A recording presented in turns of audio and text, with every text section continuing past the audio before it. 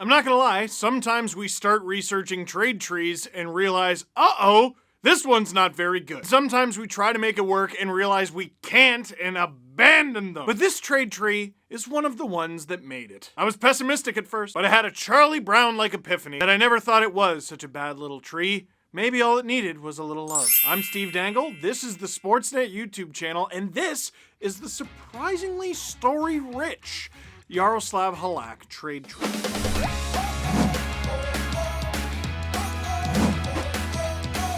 Now, if you're of a certain vintage, right away your ears are perking up because you're like, Jaroslav Halak trade tree, which one? Is it the Ryan Miller one? Well, no. If it was the Ryan Miller one, you would have said it was the Ryan Miller one, not the Jaroslav Halak one, and you'd be right. The Ryan Miller trade from Buffalo to St. Louis is not the focus of today's trade tree, but we can't talk about this trade tree without talking about this trade. But that's just on the Buffalo side of things. On the Washington side of things, this trade both directly helped bring the Stanley Cup to Washington in 2018 and also gave a divisional rival a cornerstone of their franchise. And now you're doing the math. Wait a second, Buffalo's not in Washington's division. Yeah, I know, it's meeting! But anyway, I'm getting off track. We got to start before this trade tree began with a large blockbuster deal. February 28th, 2014, the St. Louis Blues acquire Ryan Miller, who was a huge goalie, one of the biggest starting goalies in the league at the time,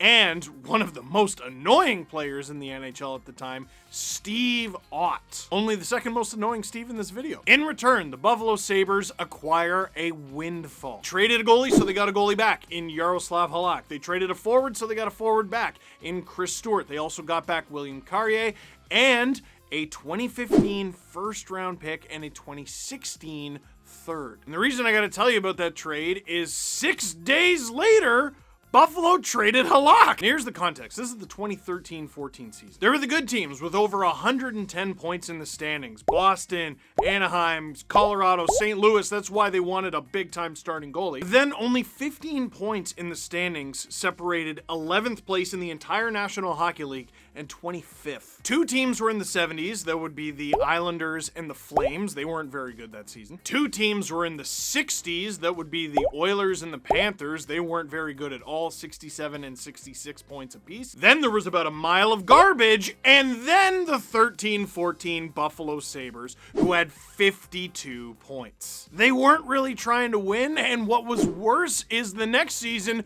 they were going to try to win even less. Because the next season would be the 14-15 season, which means that would lead into the 2015 draft. Oh! That's the Connor McDavid, Jack Eichel draft. You want to know something really bad that I had no idea? Remember how I said the Sabres had 52 points in the 13-14 season? In 14-15, when they were trying to tank for Eichel and McDavid, they had 54. They were better? How? The McEichel Sabres had just 23 wins on the season, but the 13-14 Sabres only had 21. If you're Jaroslav Halak and you got an expiring contract and the Buffalo Sabres say, hey, would you like to stick around? You tell them no! So 6 days later, this trade happened between the Buffalo Sabres and the Washington Capitals, leading us to this trade tree. The Buffalo Sabres acquire goaltender Michael Neuvirth from the Washington Capitals and defender Rostislav Klesla. If you're a fan of Nasher, you'll know all about Rusty. In exchange, the Capitals get Jaroslav Halak and a third-round pick in 2015.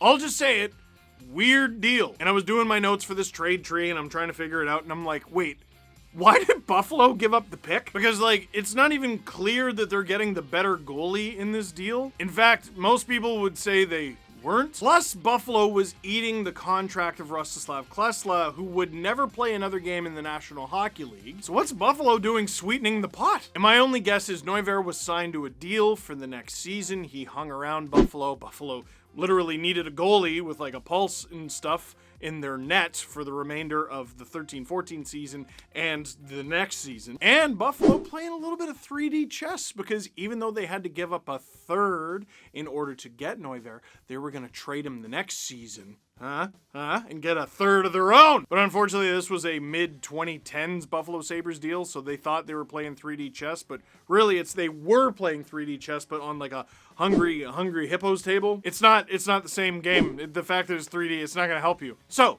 Who's better? Let's go back and forth and try to figure this out. Now, Jaroslav Halak actually had a chance to make the playoffs with the Washington Capitals, who were right on the brink of a playoff spot in 13-14 with head coach Adam Oates. And Halak was unreal for the Washington Capitals. In 12 games, he had a .930 save percentage. And here he is with the classic white goalie mask. Look at how weird that is. That's silly. Stop that. Here's the problem. Despite Halak's .930 save percentage, he only had a record of 5, 4, and 3. So out of 12 games, he only won 5. And what sunk Washington's playoff hopes that year, literally sunk their playoff hopes, is they had 21 games go to the shootout. 21! And they only won 10 of them. Now, they won a higher percentage of their shootouts than New Jersey did. They went to the shootout 13 times and didn't win any of them. I couldn't believe that when I saw it. Strange season in that conference. But if the Capitals could have won 3 more shootouts, 3, they would have tied the Detroit Red Wings for the final wild card and beat them on the tiebreaker, making the playoffs in 2014. But they didn't. Now, hold that thought. That's Halak. Let's go over to Buffalo and check out Michael Neuvirth. And by the way, I know a lot of people called him Neuvirth for his whole career. I don't know. I heard a bunch of people say Neuvirth, so I'm sticking to that. Neuvirth was 4-6-2 with a .914 save percentage with the Caps before he was traded. That's not that great. Save percentage isn't bad. Record's pretty bad. But in his tenure with the Buffalo Sabres, Neuvirth had a stellar .921 save percentage. And a record of 6-19-3. That team was so bad. Now here's where the 3D chess comes in. The Buffalo Sabres say, all right, we got the league right where we want them. It's the 14-15 season. We're really, really bad. But here's the thing.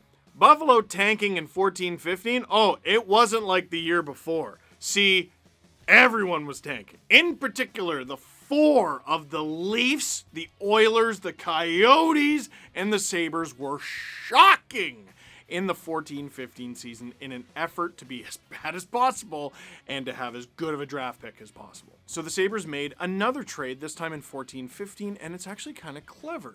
They trade Michael Neuvirth to the New York Islanders in exchange for another goalie, Chad Johnson, and a 3rd-round pick in 2016. So there you go. You get your 3rd-round pick back. Isn't that great? If you're an NHL GM, anytime you can get an asset back that basically pays for itself, you're a genius. Unfortunately for the New York Islanders, they didn't exactly get what they wanted because Neuvirth had a 1-3-1 record and an .881 save percentage, which is bordering on unplayable. Chad Johnson would finish the rest of the season with the Buffalo Sabres before leaving. He went and signed in Calgary, but he would eventually come back to Buffalo, so I guess his experience couldn't have been too bad, right? That 3rd-round pick that Buffalo gave away and then got back, we got our 3rd-round pick back?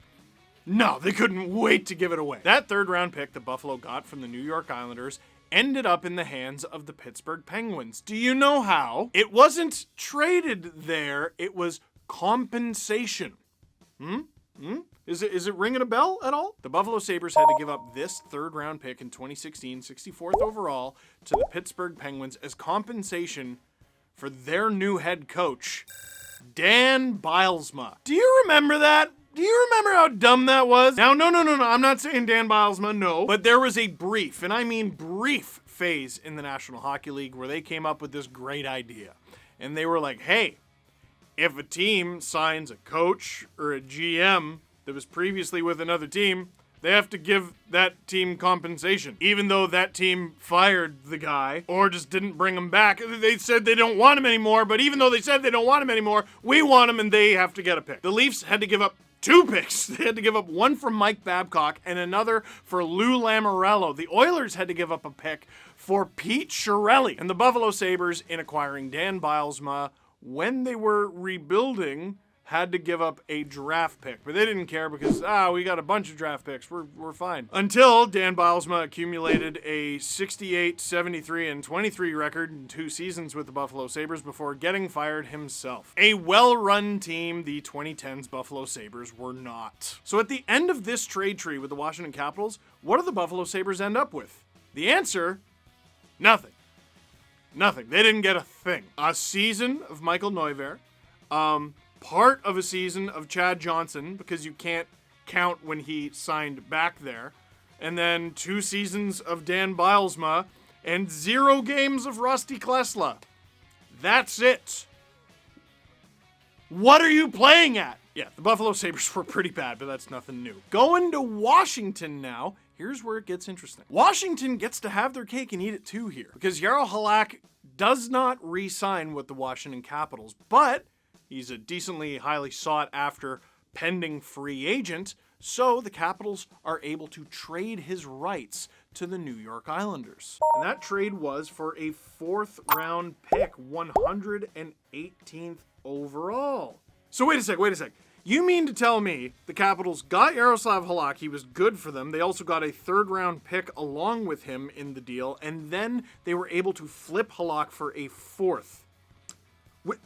Which one of the 2 teams in this trade tree are bad and rebuilding? And if you're the Sabres and you meant to be bad in the first place, what was the point in getting a goalie who you thought was good? Why couldn't you have simply flipped him for... What were they doing? No, we can't say who the 118th pick was. You're not allowed, because the Capitals made another trade, this time with the New York Rangers. At the draft, the Capitals traded the 118th pick, along with another 4th round pick, 104th, to the New York Rangers for a 3rd round pick, 89th overall. Wow, the Capitals must have really seen a player who they really liked, and they did. It's actually a very heartwarming story. The tale of Nathan Walker. Born in Cardiff, Wales, Nathan Walker was actually raised in Australia and left Australia as like an early high school student to go play hockey in the Czech Republic. He would later go on to play in the USHL, and he would join the Washington Capitals AHL affiliate, the Hershey Bears, at a young age as well, before he was drafted. And he did very well. But here's the problem. If the Capitals wanted to hold on to Nathan Walker, they had to draft him, or someone else would, because he was eligible. So the Caps took 2 4th round picks, they traded up to the 3rd round, and they got Nathan Walker. Unfortunately, Walker didn't play many games for the Caps. In 17-18, he would play just 7 games for the Caps, but he would score a goal, and historically so, the first ever Australian player to score a goal in the NHL. But the Caps would have to put him on waivers, and he would get claimed by the Oilers, and he had to play 3 games there before going back on waivers and getting reclaimed by the Capitals. But Nathan Walker played just 1 game for the Washington Capitals on their 2018 Stanley Cup run, but he had a truly crucial play. After being eliminated by the Pittsburgh Penguins in the 2nd round over and over again, the Washington Capitals have the Penguins on the ropes. It's game 6, and the Caps are up 3-2. Nathan Walker flies around the net, passes the puck to Alex Chiasson, who scores to put the Caps up 1-0. It's almost picked off by Sherry. Got away with it. Walker cuts behind the net. Chiasson scores! 4th line goal for the Capitals. And they take a 1-0 lead early in the 2nd period. And he'll just take this puck. Chiasson's the original player that tips it into the zone.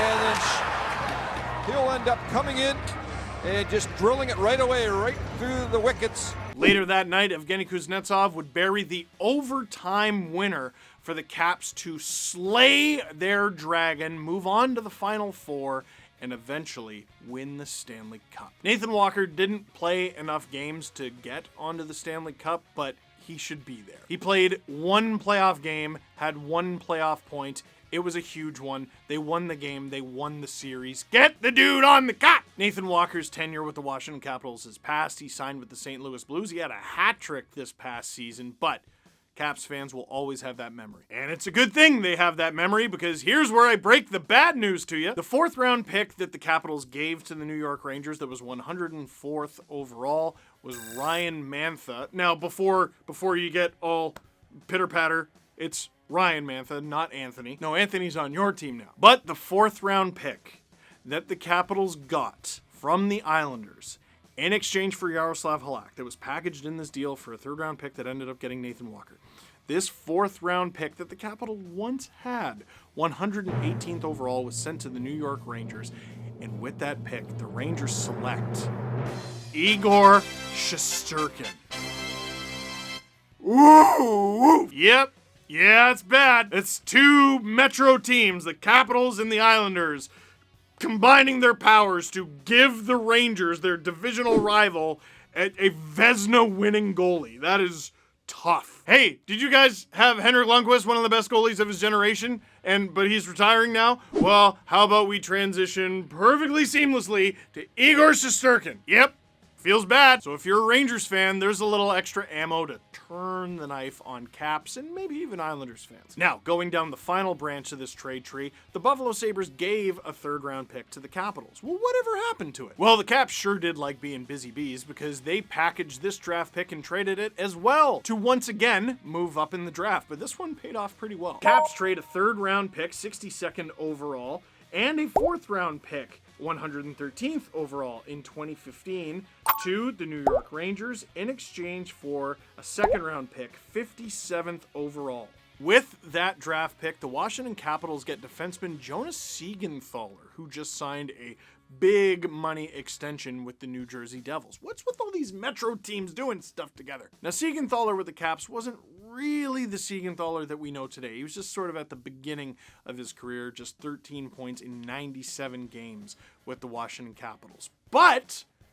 after those 97 games of service, the Caps were able to trade him. The Caps trade Siegenthaler for a third-round pick, 75th overall, to New Jersey. Did the Capitals keep and use that draft pick? No, because again, they are the busiest of bees, buzz, buzz. The Capitals only moved down 5 spots in the third round of 2021. That's how far this trade tree goes.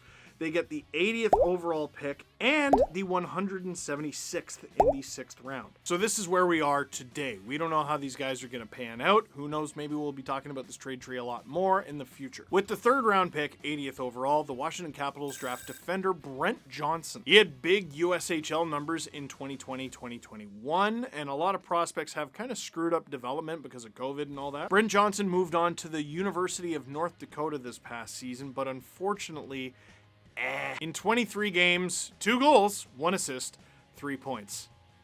With that 6th round pick, they got another defenseman by the name of Drew Krebs. And before you ask, yes, he is the brother of Peyton Krebs of the Buffalo Sabres. See how everything comes back. Where Peyton Krebs is a forward, Drew Krebs is a defenseman. Last season, he had 19 points in 66 games with the WHL's Medicine Hat Tigers. And that, my friends, is the story of how a weird 2014 trade between the Sabres and Capitals helped bring the Capitals the Stanley Cup in 2018. How that trade is still helping the Capitals today, but it's helping the New York Rangers a little bit more. And as we're talking about the 2010s Buffalo Sabres, they got like next to nothing from this.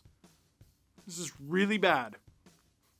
Irredeemable, boring, awful, bad. Shut up, the Sabres are better now. I know they're better now. I know that. But, what? Oh, they were good then. No, dude, the 2010s Sabres, especially like mid-2010s.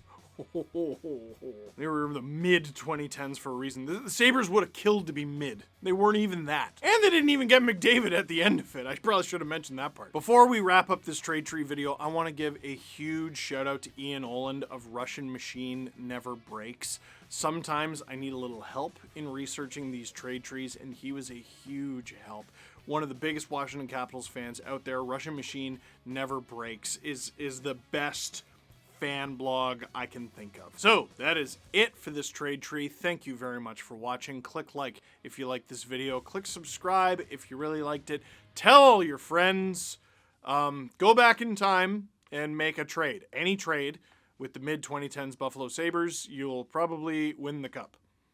And I don't know, help out the Rangers a lot, but like you'll win the cup, and that's fine.